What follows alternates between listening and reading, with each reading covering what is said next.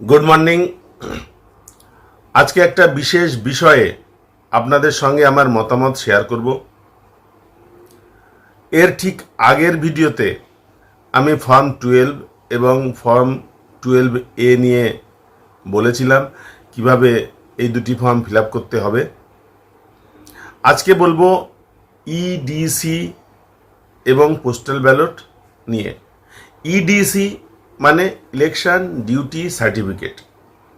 যারা নির্বাচনের কাজে যুক্ত আছেন অথচ ভোটের দিন নিজের বুথে ভোট দেওয়ার জন্য উপস্থিত থাকতে পারবেন না, তাদের জন্য নির্বাচন কমিশন ইলেকশন ডিউটি সার্টিফিকেট বা ইডিসি এবং পোস্টাল ব্যালটের ব্যবস্থা করেন।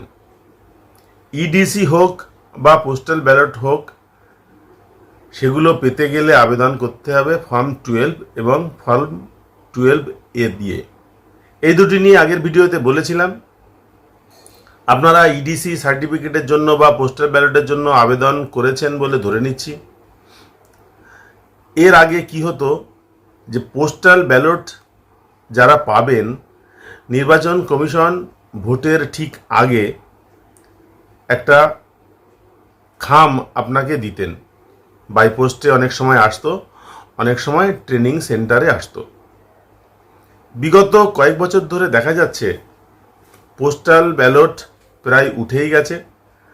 লোকসভা নির্বাচনের সময় অনেক সময় পোস্টাল ব্যালটের ব্যবস্থা করে দেওয়া হয়, অন্য ক্ষেত্রে ইডিসি সার্টিফিকেট দিয়ে দেওয়া হয়। আপনাদের যেদিন ট্রেনিং হবে, লাস্ট ট্রেনিং, বেশিরভাগ ক্ষেত্রে ওই লাস্ট ট্রেনিংয়ের দিনে একটি সার্টিফিকেট নির্বাচন কমিশনারের তরফ থেকে ট্রেনিং সেন্টারে আপনাদের হাতে তুলে দেওয়া হয়। ইডিসি সার্টিফিকেট তারাই পান যারা একই নির্বাচনী ক্ষেত্রের কোনো একটি বুথে তারা ডিউটি করেন। ধরা যাক বিধানসভা নির্বাচন হচ্ছে, বিধানসভা নির্বাচনের কোনো একটি এলাকায় 125 নম্বর বুথে আপনার নাম আছে এবং আপনাকে ডিউটি দেয়া হয়েছে ওই একই নির্বাচনী ক্ষেত্রে, কিন্তু অনেক দূরের অন্য কোনো বুথে। ধরা যাক 325 নম্বর বুথে। আপনি 125 নম্বর বুথের ভোটার এবং 325 নম্বর বুথে ডিউটি করছেন।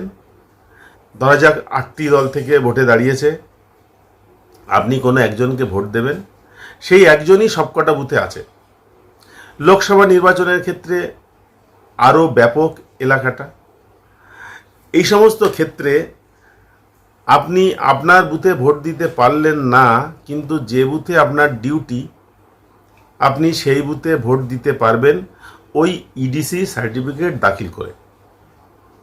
যারা প্রিসাইডিং অফিসার এবছর নতুন প্রিসাইডিংয়ের দায়িত্ব পেয়েছেন বা ফার্স্ট পোলিংয়ের দায়িত্ব পেয়েছেন, আগে কোনো দিনই ভোটের ডিউটি করেননি, এই ভিডিওটা বেশিরভাগ ক্ষেত্রে তাদের জন্য, যাতে তারা আমার এই কথাগুলো শুনে একটা পথ পান।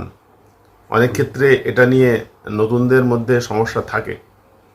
তো যাই হোক, আপনি যে বুথে ডিউটি করছেন, ধরা যাক 200 নম্বর বুথে, এই 200 নম্বর বুথে আপনি প্রিসাইডিং অফিসার এবং আপনার সঙ্গে আরও 4 জন পোলিং অফিসার আছেন, 2 জন 3 জন 4 জন পুলিশ কর্মচারী আছেন। এরা প্রত্যেকেই যদি একই নির্বাচনী ক্ষেত্রের ভোটার হন, তাহলে প্রত্যেকেই একটি করে ইলেকশন ডিউটি সার্টিফিকেট পেতে পারেন এবং তারা আপনার বুথেই ভোট দিতে পারেন। যেহেতু তারা ওই বুথে ডিউটি করছেন, সুতরাং অন্য জায়গায় যাওয়ার তো সুযোগ নেই। আপনি কি করবেন প্রিসাইডিং অফিসার হিসাবে? আপনার কাছে ইলেকটোরাল রোলের মার্কড কপি এবং ওয়ার্কিং কপি দেওয়া আছে বেশ কতকগুলো করে। আপনার টেবিলেও একটা আছে, ফার্স্ট পোলিং অফিসারের কাছে একটা আছে। ধরা যাক ওই ভোটার লিস্টের লাস্ট নাম্বারটা হলো 714 এবং আপনার বুথে আপনি ভোট দেবেন। তাহলে আপনি 714 পরে আপনি সিরিয়াল নম্বর লিখবেন 715, আপনার নাম লিখবেন, আপনার বাবার নাম লিখতে পারেন, কিন্তু গুরুত্বপূর্ণ বিষয় হলো আপনি নাম লিখলেন, বাবার নাম লিখলেন, তার সঙ্গে আপনি লিখবেন আপনার যে এমপ্লয়ি আইডি আছে, যেটা আপনার নির্বাচন কমিশনারের নিয়োগপত্রে আছে, একটা 16-17 অঙ্কের একটা ডিজিট, সেই ডিজিটটা আপনি লিখতে পারেন। তাহলে 714 জন ভোটার ইতিমধ্যে ভোটার লিস্টে আছেন। আপনি 715 নাম দিয়ে আপনার নামটা লিখলেন এবং ব্র্যাকেটের মধ্যে লিখে রাখলেন ইডিসি। আরও 3 জন যদি আপনার বুথে ভোট দেয়, তাহলে 716, 717, 718 এইভাবে আপনি তাদের নামগুলোও নথিভুক্ত করবেন। এবং যখন আপনার এই নথিভুক্ত করা হয়ে গেল, ভোটিং প্রসিডিওরের নিয়ম অনুসারে প্রত্যেকের হাতে আঙ্গুলে কালি লাগাতে হবে এবং তারা ভোটিং কম্পার্টমেন্টে গিয়ে একটি করে ভোট দিতে পারবেন। ফার্স্ট পোলিং অফিসার তিনি তার মার্কড কপিতে ওই একইভাবে ওই নামগুলো ওই একই সিরিয়ালে লিখবেন। উপস্থিত পোলিং এজেন্টদের আপনি বলবেন আপনারাও আপনাদের ভোটার লিস্টে এইভাবে সিরিয়ালগুলো দিয়ে নামগুলো লিখে নিন।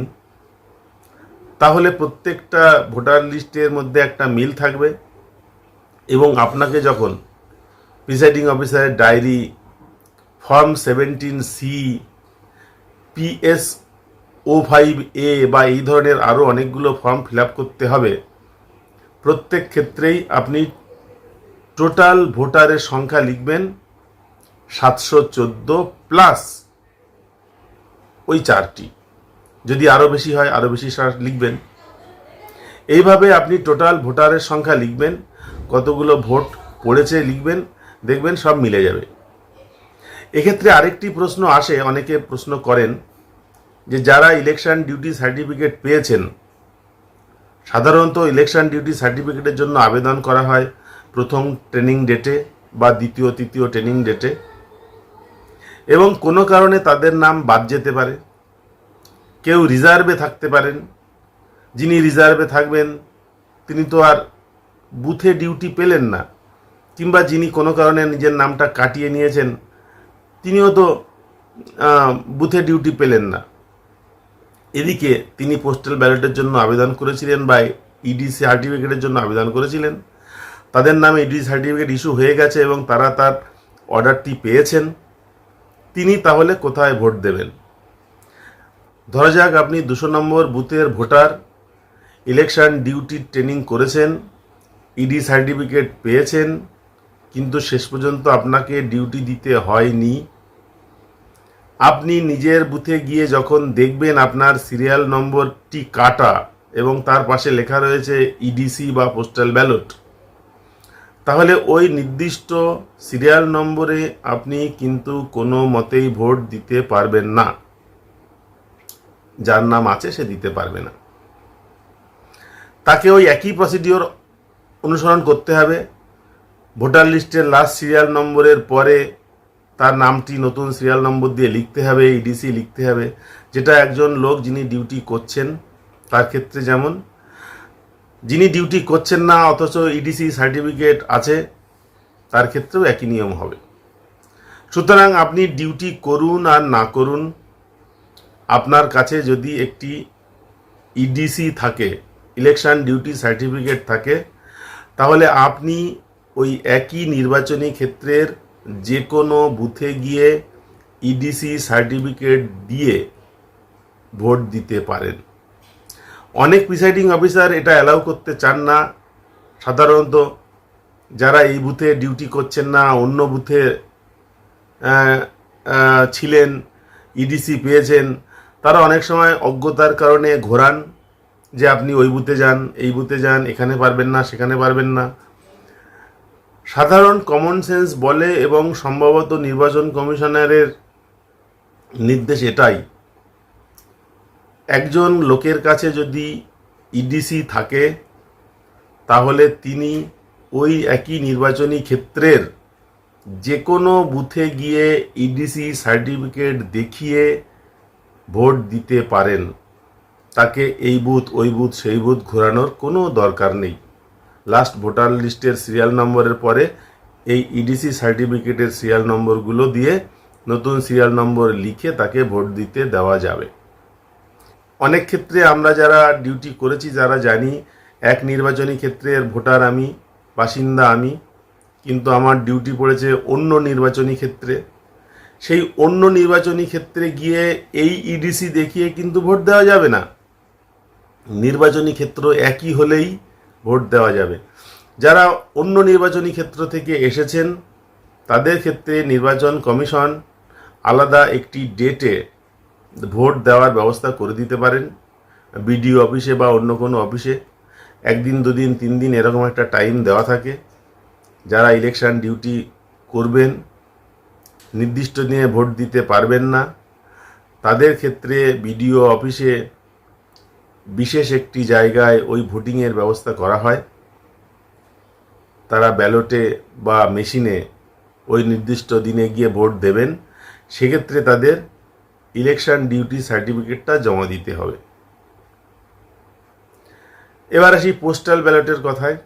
একটু আগেই বলছিলাম পোস্টাল ব্যালট মানে বাই পোস্টে আসে। আপনাকে বাই পোস্টে পাঠানো হতে পারে বা ইলেকশন ডিউটির ট্রেনিংয়ে আপনার হাতে দিয়ে দেওয়া হতে পারে। যদি আপনি পোস্টাল ব্যালট পান তাহলে পোস্টাল ব্যালটে আপনি সিগনেচার করবেন। আপনার সিগনেচার পোস্টাল ব্যালটের নির্দিষ্ট জায়গায় অথবা পোস্টাল ব্যালটের সঙ্গে সম্পর্কিত অন্য 2-1টি কাগজে কোনো গেজেটেড অফিসার, স্কুলের হেডমাস্টার বা অন্যান্য কাউকে দিয়ে আপনার সিগনেচারটা অ্যাটাস্টেশন করিয়ে নিয়ে আপনি ভোট দিতে পারেন। পোস্টাল ব্যালটে সাধারণত অ্যাটাস্টেশন অফিসার অ্যাটাস্ট করে দেন না, আলাদা ফর্ম থাকে, সেই ফর্মে করতে হয়। ওটা পোস্টাল ব্যালটের সঙ্গেই পাঠানো হয়। পোস্টাল ব্যালটে কেবলমাত্র ক্যান্ডিডেটদের নাম থাকে এবং নামের পাশে ছাপ দেওয়ার জন্য একটা জায়গা থাকে। সাইন দিয়ে, স্ট্যাম্প প্যাড দিয়ে ছাপ দেওয়া যেতে পারে অথবা কলমে টিক দিয়ে বা ক্রস চিহ্ন দিয়ে দেখানো যেতে পারে। এবং যদি সত্যি সত্যি পোস্টাল ব্যালট পান তাহলে ওইটি ভোট দেওয়ার পরে গেজেটেড অফিসারকে দিয়ে বা অন্যান্য অথরিটিকে দিয়ে সই করানোর পরে, নিজে সই করার পরে আপনি পোস্টাল ডিপার্টমেন্টে গিয়ে কোনো একটি পোস্ট অফিসে গিয়ে ওটি জমা দেবেন। ওটি আলাদাভাবে প্যাকিং হয়ে নির্দিষ্ট জায়গায় চলে যাবে। তো এই পোস্টাল ব্যালটের সম্ভাবনা এবছর সম্ভবত নেই। এবছর ইডিতেই ভোট দিতে হবে, কারণ আমি যতটুকু খবর পেয়েছি প্রত্যেককে একই নির্বাচনী ক্ষেত্রে ডিউটি করার ব্যবস্থা করা হতে পারে। যাদের ক্ষেত্রে একই নির্বাচনী ক্ষেত্রে ডিউটি দেওয়ার ব্যবস্থা থাকবে না তাদেরকে হয়তো বিডিও অফিসে একটা নির্দিষ্ট দিনে গিয়ে ভোটিং কম্পার্টমেন্টে গিয়ে ভোট দেওয়ার ব্যবস্থা করা হতে পারে। তাহলে এই হচ্ছে ইডিসি বিষয়ক এবং পোস্টাল ব্যালট বিষয়ে আলোচনা। সংক্ষেপে আরেকবার বলছি, ইডিসি সার্টিফিকেট কারো কাছে থাকলে ওই একই নির্বাচনী ক্ষেত্রের যে কোনো বুথে গিয়ে তিনি ভোট দিতে পারেন। যারা একবার ইডিসি সার্টিফিকেট পাবেন ভোটার লিস্টে তাদের নামটা ইডিসি বলে লেখা থাকবে এবং কাটা থাকবে। তিনি তার নিজস্ব সিরিয়াল নম্বরে ভোট দিতে পারবেন না, ইডিসি সার্টিফিকেট দাখিল করেই ভোট দিতে পারবেন। ইডিসি বিষয়ক অনেকের মধ্যে এই প্রশ্নগুলো থাকে। আমি যতটুকু জানি আমার মতামত শেয়ার করে দিলাম। আজকের ভিডিও দেখার জন্য সকলকে ধন্যবাদ। নমস্কার।